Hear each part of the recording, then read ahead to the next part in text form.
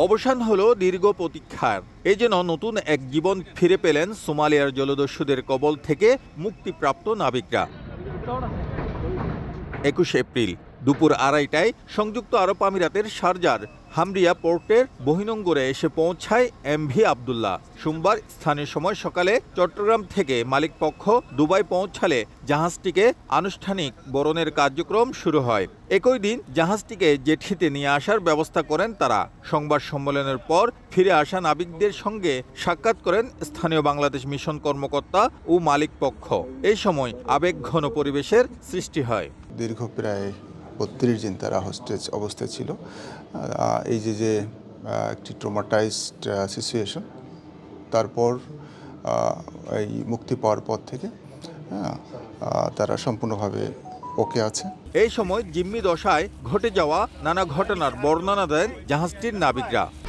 1, 2, 3 ঢাকায় জমি জিতে নিন 100% ক্যাশব্যাক সহ 20 কোটি টাকার পুরস্কার। আমাদেরকে অতি অল্প সময়ে আমাদেরকে মুক্ত করে এনেছেন, সেজন্য আমি সবার কাছে কৃতজ্ঞ প্রকাশ করছি। আমার অল অফিসার নাবিকের সঙ্গে সাক্ষাতের পর মিশন কর্মকর্তারা জানান সম্পূর্ণ সুস্থ রয়েছেন তারা, চাঙ্গা রয়েছে মনোবল। এদিকে মালিক পক্ষ জানায় তাদের সুবিধার্থে রয়েছেন একজন চিকিৎসক, পাশাপাশি প্রতিনিয়তই যোগাযোগ হচ্ছে পরিবার পরিজনের সঙ্গে। আমিরাতে নিযুক্ত বাংলাদেশের রাষ্ট্রদূত বলেন, নাবিকদের সার্বিক সহায়তা করতে মিশনের পক্ষ থেকে সব ধরনের প্রস্তুতি নেওয়া হয়েছে।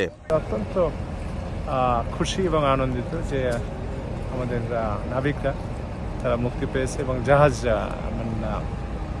অক্ষত অবস্থায় তারা এখানে ভিড়ছে।